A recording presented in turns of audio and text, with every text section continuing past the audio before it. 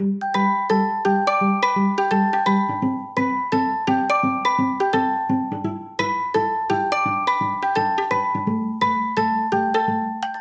you imagine parenting without that constant static in your mind?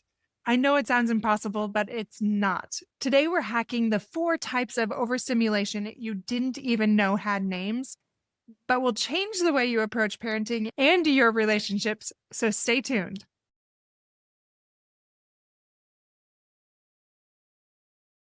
Welcome back to Fulfillment Therapy, where we explore ways to improve your mental health, wellness, and life fulfillment.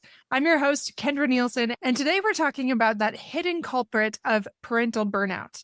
And it's all about understanding that sensory overload and reclaiming your calm.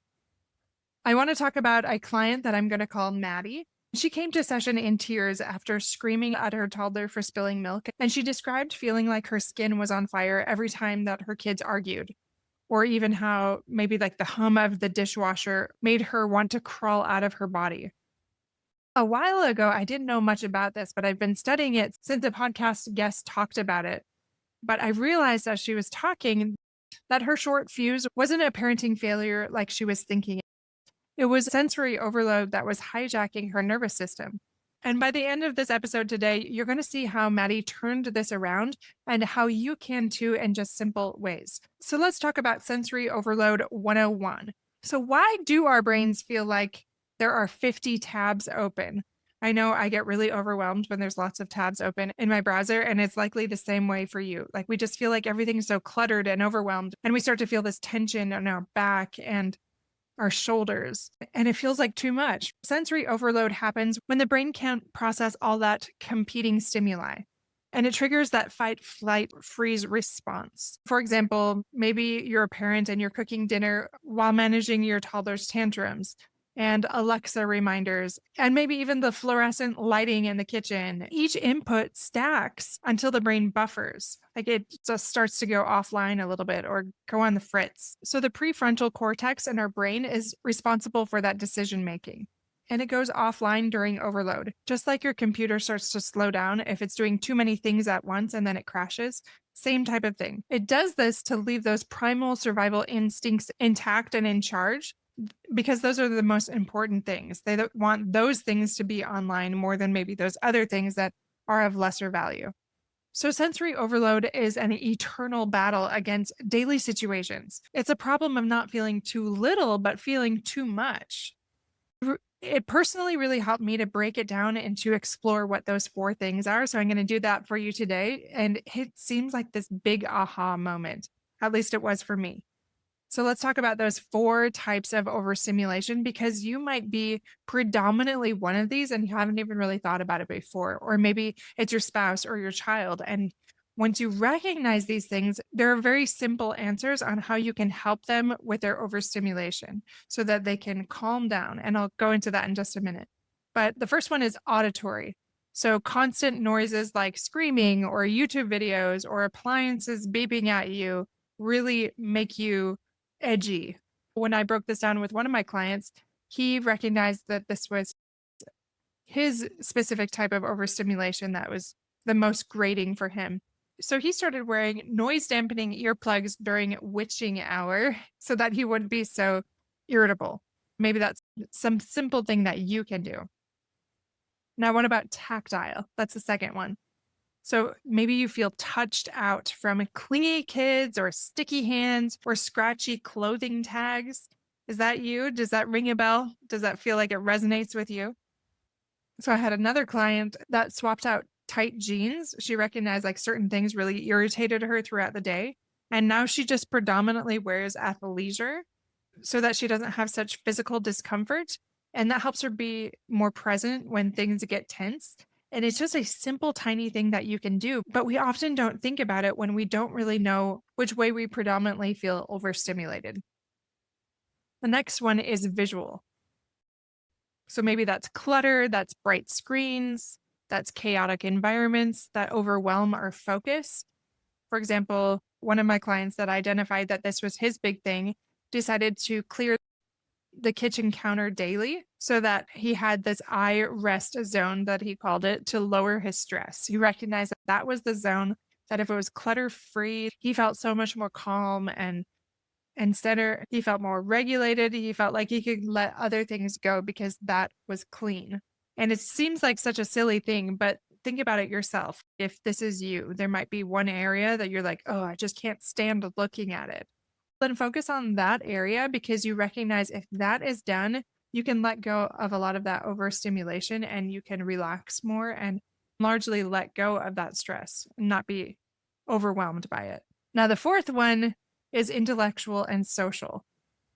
Maybe you have decision fatigue from managing schedules or conflicts or small talk, or maybe you have a job that involves a lot of talking. If this is you, there's a few different things you can do, but I'll just give you one example for now. You could institute a decision pause rule. So for non-urgent tasks, you can tell people, I need 10 minutes to think. And I often do that because if I don't have that, I feel overwhelmed and tense and irritable. So this is definitely something I notice in myself, that intellectual, social overstimulation for sure. So I'm going to review those again. Auditory, tactile, so that's the touch one, visual, and then intellectual, social. So maybe decision fatigue or something around people. Now, we all generally have overwhelm in all of these areas, but is there one that feels more highlighted to you? Like it is something that you've recognized overwhelms you more than maybe the other ones. Or maybe it's your spouse or one of your kids. And if you recognize these things, there's simple things we can shift. There's things that you can do to manage that overwhelm. So explore what those might be. I talk about the ripple effect a lot. When we feel overwhelmed and we have that overload, we sabotage our relationships. When we don't manage one of those four things very well, or even recognize that we're overstimulated, that's when we start snapping at our kids for those minor messes or tuning out their requests or not being present with them. So I'm going to go back to Maddie for a second. Maddie realized that her angry mom moments often happen after hours of that sensory chaos, not because she didn't care. So she was able to recognize, oh, wait, it's because I've been really overstimulated in this area that this ended up happening. I do care. I do love my kids. It's not that I'm a horrible mom. I'm just overstimulated. And what can I do about that?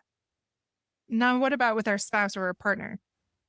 Maybe you're withdrawing a lot or fighting or bickering because you have depleted emotional reserves. For example, one couple instituted a no heavy talks after 8 p.m. rule to protect their sensory bandwidth. And honestly, most of my couples benefit really well from that. They even sometimes say no serious discussions after dinner, or maybe only scheduled times throughout the week. A lot of my clients like that because then it feels like they can let go, they can relax. They don't have to jump right into those big things all the time. My friends, we are all sensitive in different ways, even if we are not really aware of it, or even if we don't have the self-awareness to recognize what that is. Knowing that we have that sensitivity, we need that downtime, not because we're weak, but in a sense, it's like we're experiencing life in high definition, and we might need to rest our eyes a bit from that. There's nothing wrong with being sensitive. There's nothing wrong with being overstimulated. It just gives us information to better manage ourselves so that we can show up as our best self in our relationships. Now, let me give you a few neuroscience hacks to rewire that overstimulated brain. So, a sensory diet would really benefit from micro breaks to reset that nervous system. For example, I have a client that likes to walk in the grass to feel more grounded and just does that a couple times throughout the day or even throughout the week to relax, especially when they're feeling overstimulated.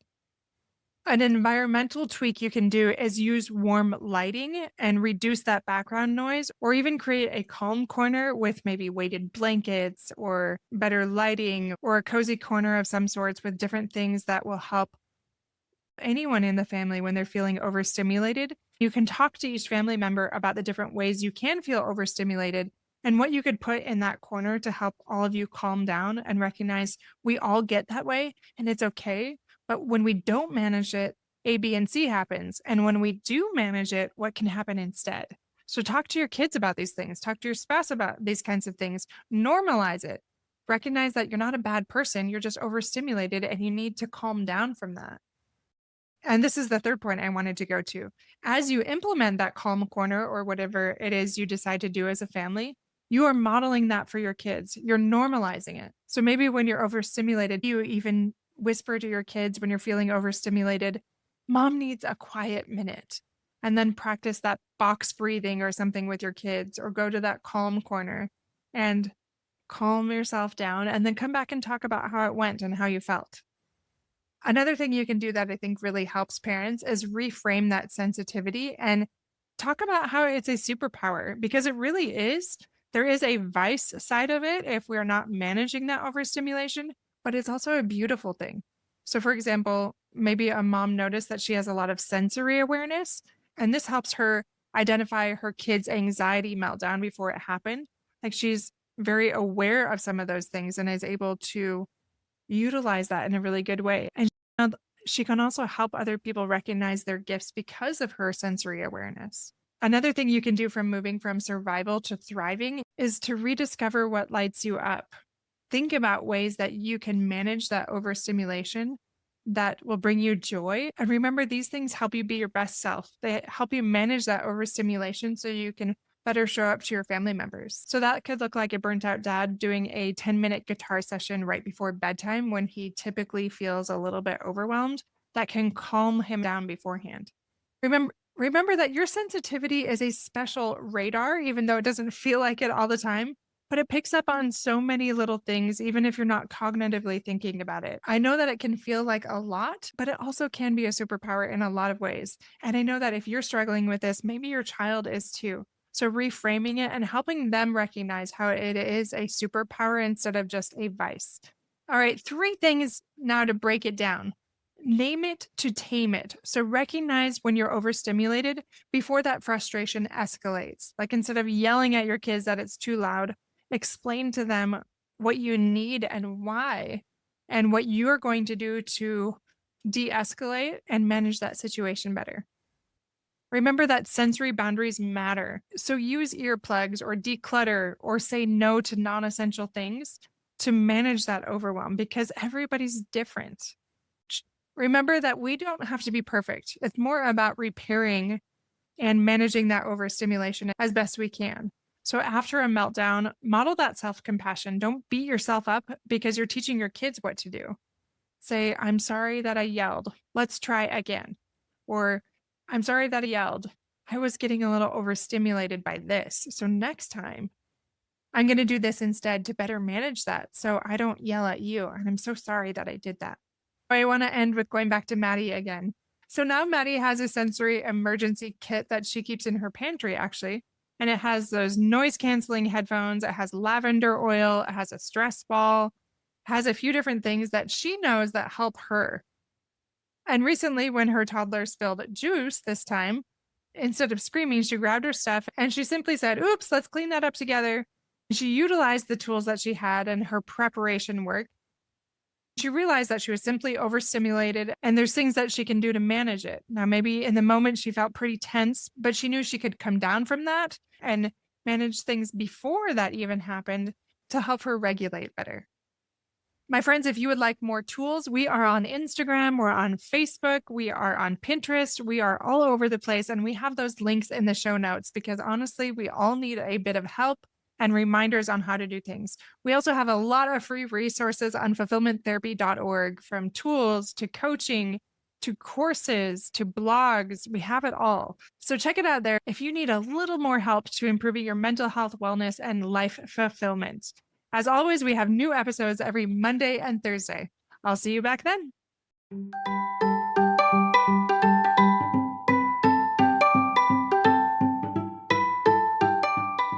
Hey friends, I hope you enjoyed today's episode. If you did, chances are someone else would too. Would you take 30 seconds to share this with a friend who's looking for greater family fulfillment? And while you're sharing, tell me what you think about the show by leaving a review on Apple Podcasts. It refuels me when I hear this podcast is helping you.